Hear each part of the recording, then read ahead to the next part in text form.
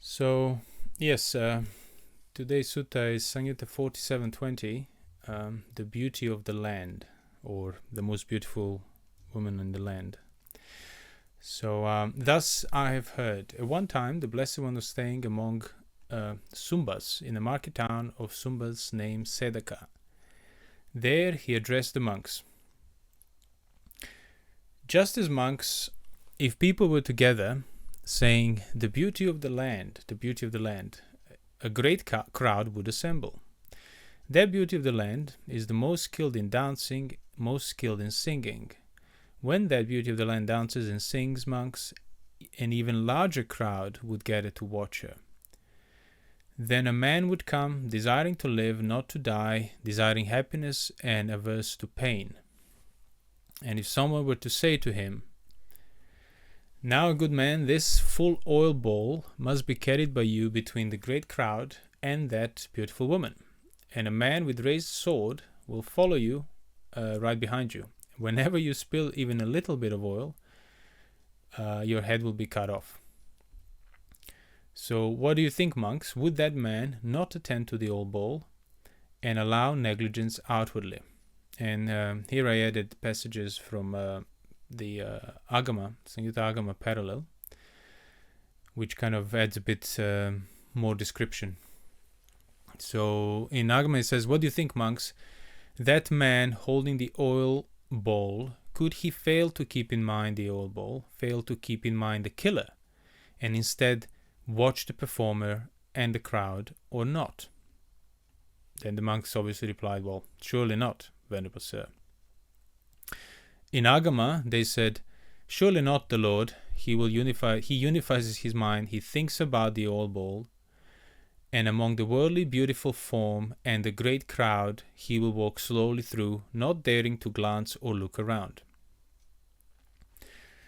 This simile, monks, has been made to convey a meaning, and the meaning is, the full oil bowl, monks, is the term for recollectedness of the body. And Agama says, adds to this, saying, if there is a Shramana or Brahmana correct in the body and self-respecting, unifying his mind and thoughts, not giving attention to the sounds and forms, i.e. sense objects, well collecting all mental phenomena, dwelling in the recollectedness of the body, that one is my disciple, one who follows my teaching. So then the Buddha continues saying, therefore, monks, you should train. Recollectedness of the body will be developed by us, made much of, made our vehicle, our foundation, established, accumulated, and well undertaken.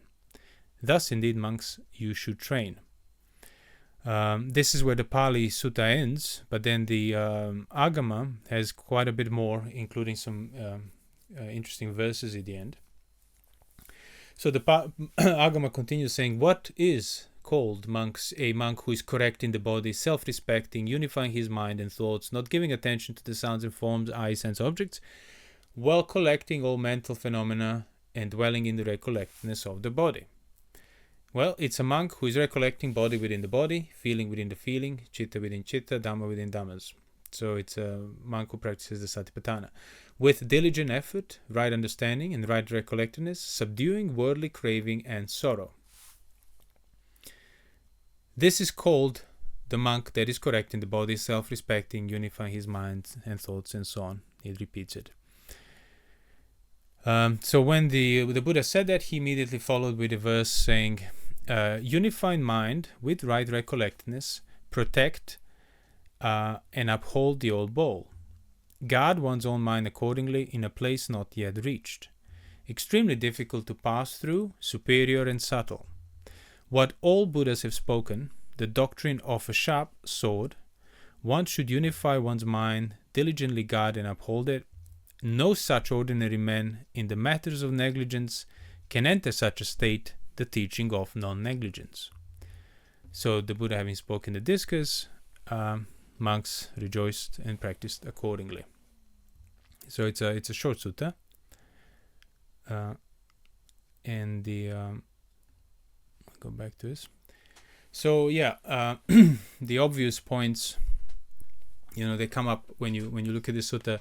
Well, I remember even like when I was like a long time ago, when I started practicing, when I was a layman, when I came across this sutta, and as I said before, usually most of us would have kind of arrived at Buddhism and the Dhamma and the suttas through some interest or idea of meditation, the concentration practices or whatever vague ideas we all would have started with. That was kind of our framework that then eventually, through circumstances or who knows what else, kind of directed us towards the suttas and so on. But the problem with that was that even when the suttas were being read back then, you would have been reading them, I know I did, through the same kind of framework and ideas of concentration practices, focus and meditation. So I remember when I read this sutta, it was kind of like, okay, so you must focus on the bowl on your head. In the same sense, you must like really, really kind of intently concentrate on it. That's how you survive. That's how you don't spill it. And I think, I'm pretty sure in Theravada it's often used, that sutta, to support the ideas of focusing practices. And I think also in Goenka as well, it's been singled out. But then I remember thinking, I was like, yeah, but hold on. If you actually stop and think about it, if you were to have something on top of your head and have to walk through a crowd, or even just do it as a test, just walk through your room, cluttered room with chairs and stuff and people around, like, would you be concentrating on the thing on your head? It's like, would I be needing to concentrate on the ball on top of my head? And it's like, well, no, because it's already there. It's known. It's there. It's felt there. I don't need to like double down in my ways of attending to it, in order to like not spill it. Like, it's already there. It's already felt. Quite the opposite.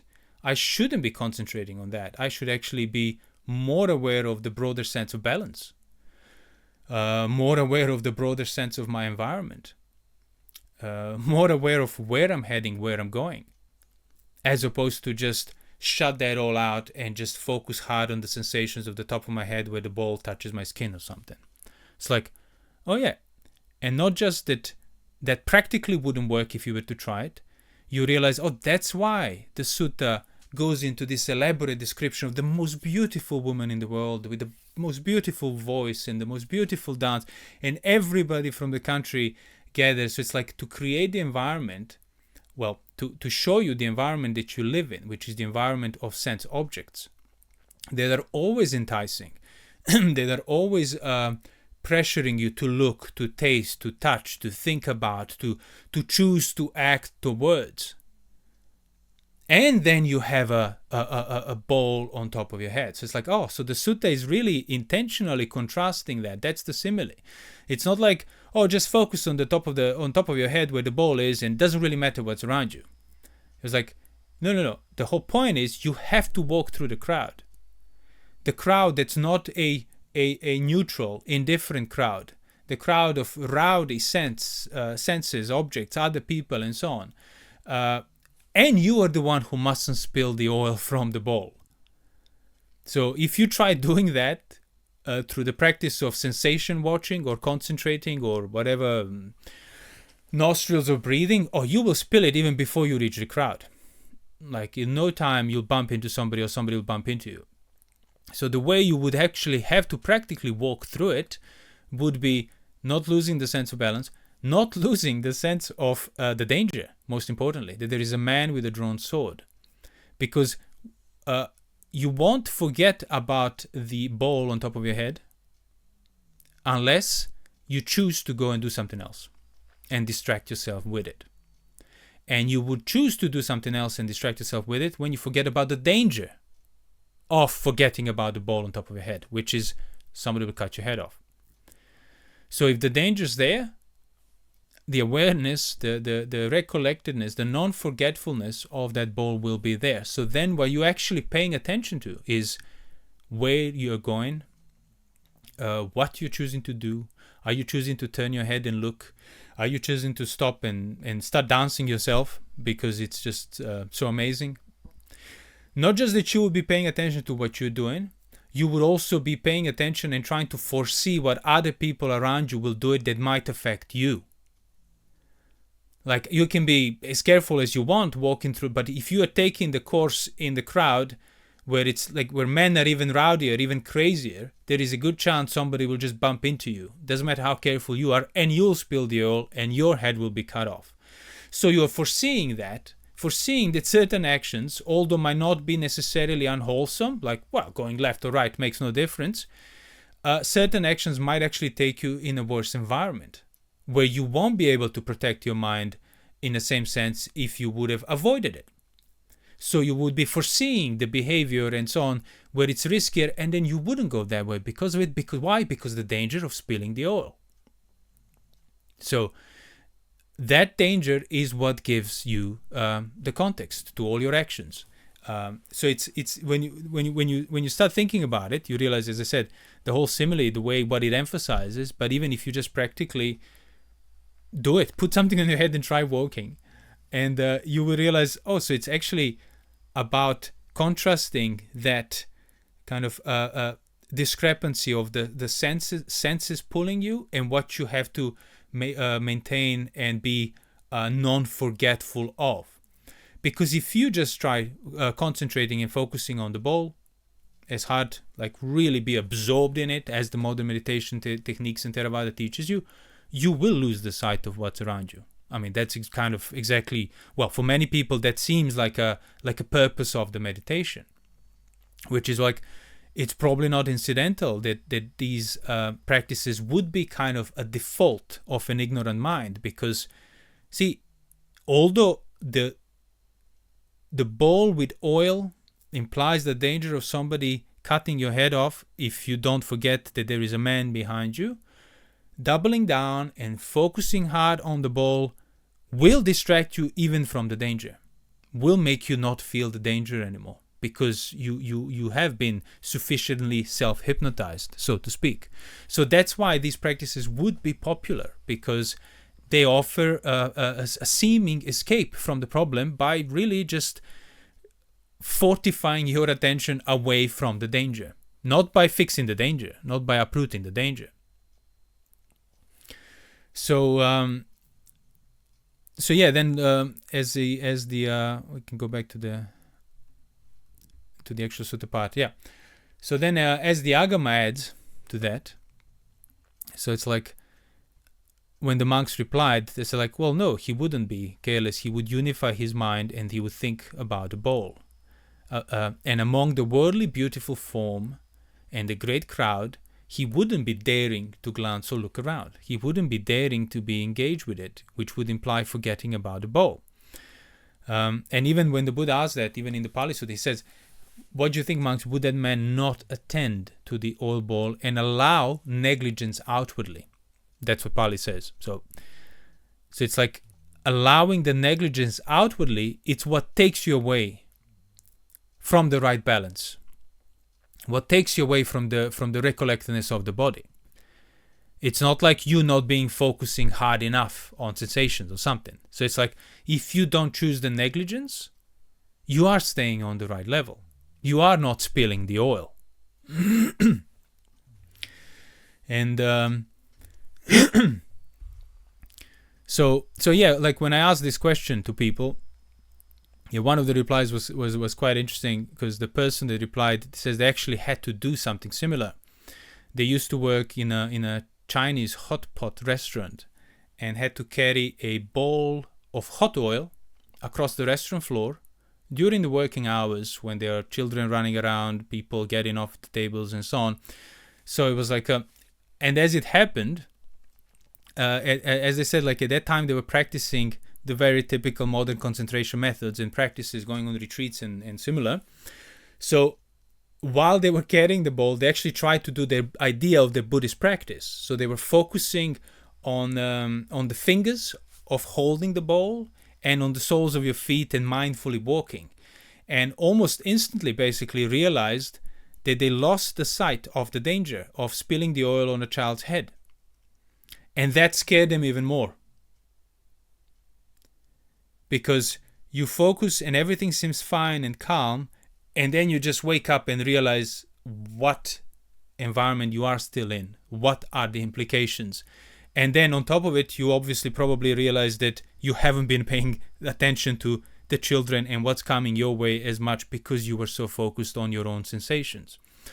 So that person said that they pretty much had to decide that while they're working at that place, they'll put the Buddhist practice. They still didn't see the practice of those concentration practices as a problem, but they realized that they had to put it aside and they can't do it in that environment. So they'll do it when they go back home or something, because it was just incompatible with being aware of your surroundings, what's coming your way, and being aware of the danger and the implications of what would happen if you were to actually hurt somebody and cause injuries with that oil. So they said they almost instantly realized that that it won't work, and all they then did is like they simply kept reminding themselves, or not being able to forget, not trying to forget, that splashing the oil meant danger. Splashing the oil meant consequences. Splashing the oil meant lawsuits. So this, as they said, like that seemingly abstract context actually became very real and directed all the subsequent actions. How they walked, what they looked at, how they carried the bowl, how they lifted the bowl, what they thought about, what they planned. Everything was unified through the recollection of the right context of the danger and implications of certain actions. So basically, yeah, like you could see that you could see this example, as I said before, even in the most mundane situations. And it's only because, as I said, most of us would have arrived at the suttas and started reading the suttas after you already picked up these views of what meditation is and the practices and the ideas and hopes and expectations, what will come out of it. Then we read the suttas, or been reading the suttas through those through that lens, through those kind of tinted glasses, so to speak. But if you were to take a non-Buddhist and give them these examples and ask them to do it, and then ask them to describe how they would do it, at no point in time would any of them resort to describing sensation watching, hard focusing, intense focus, concentration, where everything else disappears. You know, all these contemporary descriptions of what meditation is in jhanas, which is basically just, as we said so many times before, a form of self-hypnosis. If you just do a little research and see what self-hypnosis is, and people that do it and how they do it, it's like verbatim. It's just exactly the same practice. Like you might use different terms and labels to it, but you're doing exactly the same thing, which is taking you completely the opposite way of where you should be if you follow the example and the simile of the sutta. Of the context of the danger, they would then guide your actions and your choices. And certainly the level of your engagement with sensuality would also be kept in check. So, what else can we mention? Oh yeah, so like I did ask that in the past as well. So it's like attention and concentration. So it's like, what's the difference between attention and concentration? Like, does attention mean concentration? Or are you attending things without needing to concentrate on them? And yeah, it's kind of obvious to anybody that's been listening to our talks, but maybe to new people that come to watch this, you could think about it yourself before you hear what I'm about to answer, and see if you could actually see for yourself what the difference is. Like when I'm attending to something and when I'm concentrating on something. And as I have said, like in the earlier talks, like, so attention is not concentration. So you're always attending to something, directly, indirectly, basically there is always attention, is always resting on something, but that's not concentrating. Concentrating is choosing to artificially emphasize that which you have already been attending. So it's, in a way, it's like concentration is a way of over-attending, which is usually done because you have one or the other reason to do so. So in other words, you would have picked up the views that focusing, like beaming down onto the object of your meditation or whatever, is super important because, you know, the whole tradition tells you it is. So you choose to artificially over-attend something until everything else disappears from your view. So it's like narrowing down. So it's completely the opposite from surmounting and including, and that ekagata, that elevation that the suttas talk about. So so yeah, in the practice of concentration, for one reason or the other, you choose to single out an idea or an object and then really like double down in your ways of attending it. So you could think of like attention does not need concentration, but there is no concentration without attention.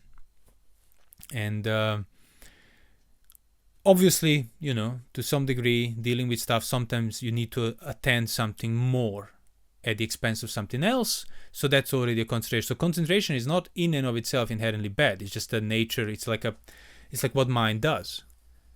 It's a nature of the experience, and to some degree you are attending stuff. And I said, if you have a reason to do, you would be like increasing that. So it's not like that it's concentrating is always bad. But when it comes to the practice of the Dhamma, where you need to keep that broad picture in the mind, the sense of danger, the implications, the counterpart, the sense objects that are trying to pull you and narrow down your perspective and so on, that's like, concentration is actually kind of the tool of sensuality. It's how sensuality works. Like it naturally sucks you in, concentrates you, makes you forget about everything else. It makes you forget what's important to you as well. That's why the Buddha would often talk about frequently recollecting those topics and perceptions that are important to you as somebody who wants to practice rightly. And recollection and recollectedness and non-forgetfulness and that memory is not something you can concentrate on. Quite the opposite. By unfocusing from things, by unfocusing from the sensations of the top of your head, you become aware of what's already there, the big picture, the rowdy crowd, the need to walk through it, the man behind you with a sword. It's like, so I shall maintain the practice of unfocusing. Whenever my attention, that naturally rests on stuff, starts being sucked in further, either through sensuality or through artificial contemporary concentration meditation practices, I shall unattend to that extent, to stay on the right level. So then, as the sutta says, so the simile, obviously the equivalent of the ball of oil, is the recollectedness of the body. And as I described that before, many times before in so many talks, the actual body is not something as a collection of the actual body as a salayatana, as basically the sense organs, as a unity, which is your body. So eyes, nose, ears, sense of touch, tongue, obviously. You can't attend your sense organs. You cannot concentrate on them. You cannot single them out as objects because they're always negative to its corresponding object. So eye can never see itself. Doesn't matter how hard it tries to look. Simply, it's always behind the look. Tongue can never taste itself. And obviously, body can never touch itself, so to speak. So it's the actual body that you're mindful of is not something you can directly attend to. Because the salayatana that need to be surmounted is not something that can appear as an object of your attention and perception. So it's always something indirect, it's always something peripheral, it's always something that can only be known. And that's exactly the point. It's like, if the body can only be known peripherally, then you realize, okay, so it's already there. The only time it's not that I'm not aware of the body if I haven't been focusing or trying to figure it out hard enough. It's like I become unaware of the body when I choose to be negligent towards things outwardly, how the sutta says. So that's why the virtue that we often talk about and sense restraint outlines the body, outlines the mind for you, outlines the entire domain of 4 satipatthanas for the practice. It's not a practice you can do instead of virtue, instead of withdrawal from the outwardly negligence. So it's simply not optional. The whole point of it is that whether you are making the effort to do it, to figure it out, unless you're withdrawn from the sense objects, unless you are not choosing to go into the crowd and start dancing and singing yourself and looking at the enticing sights, so unless you stop doing those things, you won't be mindful. Doesn't matter how hard you try to outline the body and see it peripherally and so on. So that's like, but on the other hand, if you are actually stop engaging in the acts of the external negligence, even if you don't make the effort internally to think about, the body and make all this sense out of the things we say, you will be closer to that. Because you're not, as I said, you're not obstructing it through all these unnecessary external engagements that are rooted in greed, aversion, and delusion. So that's like a training in that peripheral recognition of what's already there, the sense of body as the experience as a whole, not a specific sensation, which is just a sense of touch, because the body is already there. So training in the peripheral recognition on the basis of virtue and your choice to not follow the enticing sense objects, that's how you're mindful of the body. That's how you practice the recollectedness correctly, the non-forgetfulness. So that's the pretty much, as I said, the practice, recognizing the danger, the context around you. Like, you won't be able to forget about a bowl full of oil on top of your head, even if you want to. So this is the same. Recognizing the dangers of losing the sight of that peripheral body, of that indirect body, and falling into a trap of being controlled by the sense objects, whereby you think you're observing your body, but you're just observing just another among the sense objects. It's just like a being fully sucked into the sensual domain. That's the danger. That's the peril. That's like the man cutting your head off. So, like, people have asked, like, oh, so how does the cutting your head off, how does that translate? That danger, that kind of immediate death, how does that translate to recollectedness of the body? Well, it translates to, like, in the other suttas where the Buddha said, those who are not mindful, who are not recollected here, they are as if dead already.